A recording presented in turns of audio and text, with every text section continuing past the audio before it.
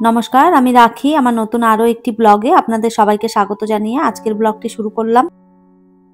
কেমন আছেন আপনারা সবাই? আশা করছি ভালো আছেন আর আমরাও ভালো রয়েছি। এখন বাজে সকাল ৯টা। আপনাদেরকে সাথে নিয়েই ব্লগটা শুরু করলাম। সুন্দর একটা বৃষ্টি ভেজা সকাল দিয়ে আজকের দিনটা শুরু করলাম। তো ভাবলাম আপনাদের সঙ্গে একটু শেয়ার করি। তো কাল রাত থেকেই আমাদের এইদিকে বৃষ্টি পড়ছে। সকাল হয়ে গেছে এখন ৯টা। এখনো পর্যন্ত পড়েই চলেছে। আমি বেশ কিছুক্ষণ জানালার কাছে বসে, বসে বৃষ্টি দেখছিলাম। বৃষ্টি দেখতে আমি ভীষণ ভালোবাসি। তো ভাবলাম আপনাদের সঙ্গেও একটুখানি শেয়ার করি। তবে বৃষ্টি ভালো লাগে, এরকম যদি দিনরাত ২৪ ঘন্টা পড়তে থাকে সেটা আবার একটু বিরক্তি লাগে। কেননা কোথাও বেরোনো যায় না, তারপরে কাপড় জামা নিয়ে খুব অসুবিধাতে পড়তে হয়। তো যাই হোক, অনেকক্ষণ সময় ওইখানে আরকি কাটিয়েছি জানালার কাছে বসে। আর এরপরে এই যে সংসারের কাজকর্ম তো রয়েছে, সেগুলো তো করতে হবে। তো বিবেক পড়তে বসেছিল, পড়ে উঠেছে। আর এত বৃষ্টির কারণে বিবেক আজ সকালবেলা স্কুল যেতে পারেনি। মানে যেতে ঠিক পারতো। আমি বললাম যে, "ছেড়ে দাও, আজকে এত বৃষ্টির মধ্যে যেতে হবে না।" তো যাই হোক, এই যে পড়া সকালবেলায় করে নিয়েছে আর এখন গিয়ে বসেছে টিভি দেখতে। বাড়িতে থাকলে সারাদিন টিভি নিয়েই পড়ে থাকে। আজ ভেবেছিলাম কাজের দিদি কাজে আসবে না, তবে দিদি ফোন করেছিল, বলল যে আমি যাব বৃষ্টিটা একটু থেমে গেলেই। তো যাই হোক, একটুখানি নিশ্চিন্ত হলাম, কেননা সকালবেলায় প্রচুর কাজ থাকে, আবার যদি দিদি না আসে তখন এক্সট্রা কাজ আরও করতে হয়। তো দিদি যখন আসবে বলেছে, তো সেই জন্যে আর চিন্তা নেই। আর এইদিকে যে কাজকর্মগুলো আমার পড়ে রয়েছে সেইগুলো এবার গুছিয়ে নেব। বিছানার চাদরটা একটুখানি চেঞ্জ করব আর ঘরবাড়িগুলো আর কি দিদি এসেই ঝাড় দিয়ে দেবে। সাদা বিছানার চাদর বেশিদিন পেতে রাখা যায় না। প্রচুর নোংরা করে ফেলে বিবেক। তো ওই জন্যে ২-৩ দিনের মধ্যেই চাদরগুলো চেঞ্জ করে দিতে হয়। আর আগের চাদর যেটা তুলে দিলাম সেটা তো সাদা ছিল, ওই জন্য আরো বেশি নোংরা হয়ে গেছিল। ওই চাদরটা আর কি তুলে দিলাম আর এই যে আরেকটা ধোয়া কাচা চাদর আর কি পেতে দিলাম। এই চাদরটাও সাদার মধ্যেই, তবে একটুখানি কালারফুল রয়েছে। আমি খুব বেশি কালারের চাদর পাতি না। বেশিরভাগ চাদরগুলোই আমার একটুখানি লাইট কালারের মধ্যে হয়। আমি হালকা কালারের চাদর বেশি পছন্দ করি। আমার ভীষণ ভালো লাগে হালকা কালারের আর কি চাদর পাততে। তো যাই হোক, এইদিকে বিছানার চাদরটা ভালো করে পেতে নিয়েছি। বিছানার চাদর আর এইদিকে বালিশের কভারগুলোও পরিয়ে দিলাম। আর এখন যেইগুলো রয়েছে সেগুলো আর কি নিয়ে রেখে দেবো। কেননা এক মেশিন কাপড় জামা আমি কাচতে দিয়ে দিয়েছি আর এইগুলো আরো জমা হয়েছে আরো এক মেশিন।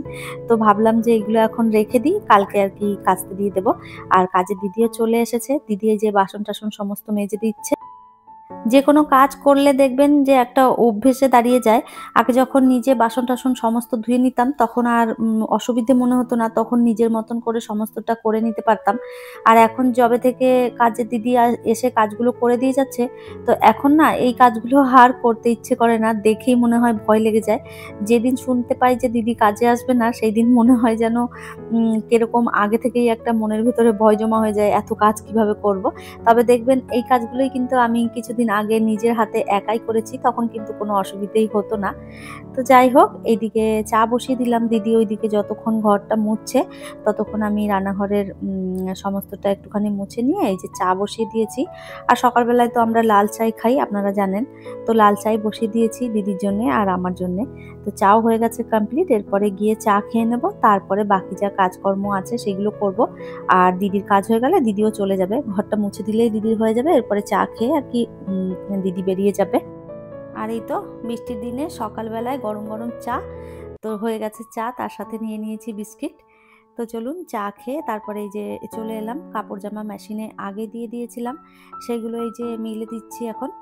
অনেকটা সময় কেটেছে। এখন প্রায় ওই 11:30টার মতন বাজে। 11:30 পৌনে 12টার মতন বাজে। তো এখন একটু বৃষ্টিটা থেমেছে। তো আর মনে হচ্ছে হবে না।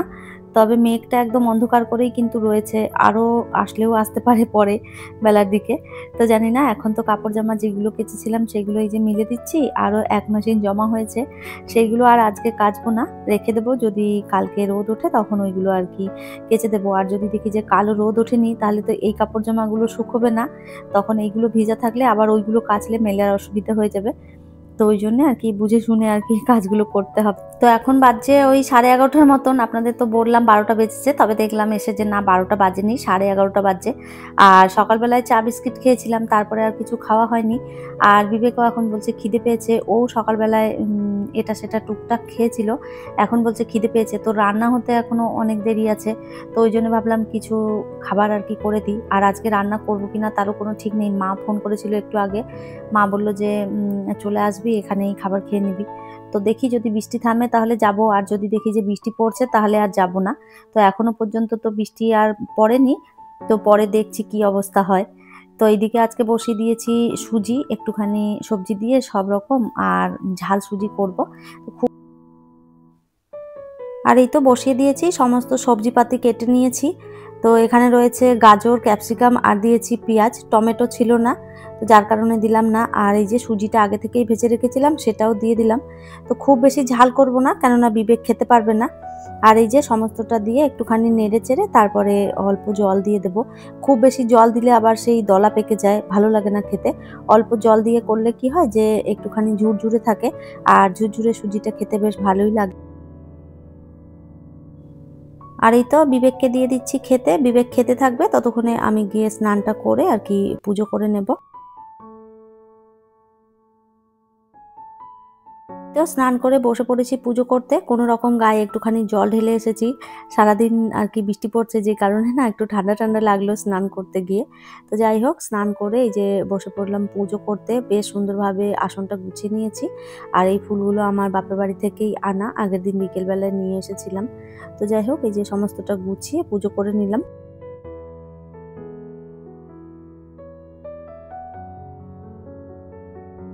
যাই হোক, ওইদিকে সকালের খাবার খেয়ে তারপরে আমি আর কি বেরিয়ে পড়লাম। আর এখন বাজে প্রায় ওই ১টা মতন। এখনো বৃষ্টি আর পড়ছে না। তো দেখলাম যে মেঘলা ওয়েদারটা কেটে বেশ ভালোই একটা ওয়েদার করেছে। তবুও কেমন যেন আকাশটা একটুখানি মেঘলা মেঘলা হয়েই রয়েছে। আবারও হয়তো বৃষ্টি পড়লেও পড়তে পারে। তো যাই হোক, এই যে আমি পৌঁছে গেছি আমার বাপের বাড়িতে। আর বেশ কিছুক্ষণ সময় কাটিয়ে খাবারটাও খেয়ে নিয়েছিলাম। আর এখন নেমেছে আবারও বৃষ্টি।